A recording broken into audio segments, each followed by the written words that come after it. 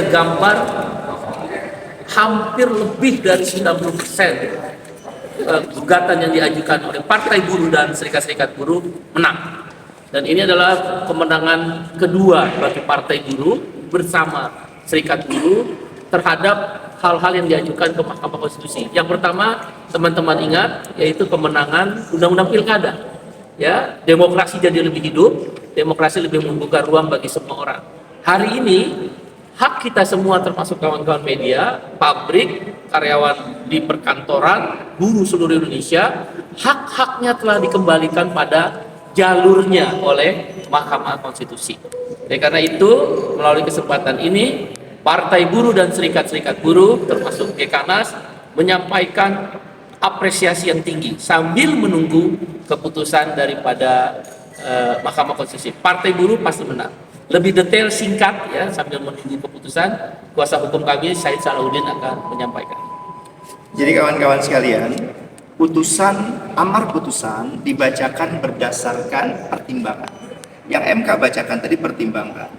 Nah, pertimbangan MK itu dia menyatakan berdasarkan beralasan menurut hukum, ada yang tidak beralasan menurut hukum. Untuk diketahui, ini adalah pengujian pasal atau norma terbanyak sepanjang sejarah MK berdiri. Jadi memang bunyinya banyak sekali. Nah, sampai dengan break yang kedua ini, skor yang kedua, saya sudah mencatat hampir 20 norma dikabulkan.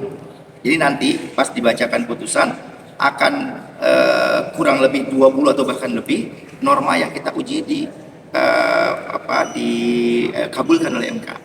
Nah, cara mengabulkannya itu ada yang kita minta dihapus, ada yang kita minta dihapus tapi kemudian dibuat pemaknaan supaya MK membatasi agar DPR khususnya pemerintah tidak sewenang-wenang dalam memaknai apa yang disebutkan dalam undang-undang. Jadi sampai dengan detik ini kita meyakini bahwa putusan ini adalah kemenangan besar sepanjang sejarah kaum buruh setelah kita melakukan aksi besar-besaran sejak berlakunya Undang-Undang Cipta Kerja jilid pertama dulu sama yang jilid kedua ini, dan ini patut dirayakan oleh seluruh Indonesia, terutama kaum buruh, bahwa Partai Buruh konsisten dan berhasil memperjuangkan nasib mereka lewat Mahkamah Konstitusi.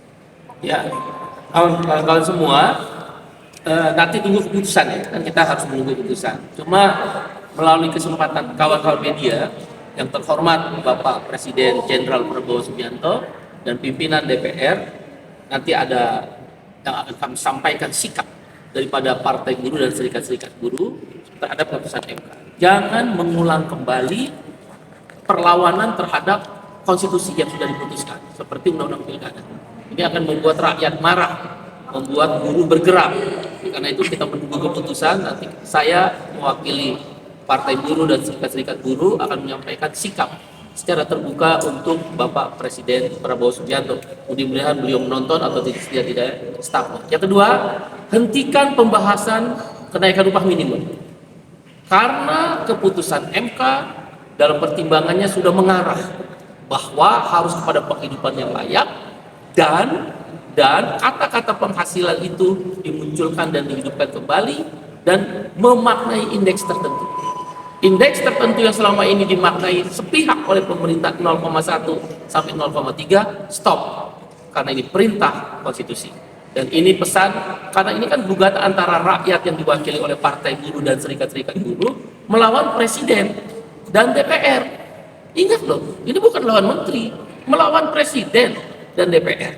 Karena itu para menteri, Menko Perekonomian, Menteri Investasi, Menteri Tenaga Kerja, Menteri Keuangan, Menteri Perindustrian, stop semua pembahasan-pembahasan yang terkait dengan upah dan hak-hak konstitusional buruh lainnya.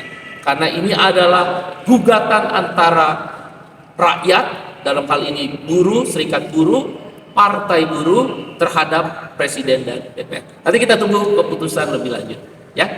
Optimis nanti akan menang. Berarti artinya nanti apakah akan tetap lanjutkan rencana model nasionalis 11-12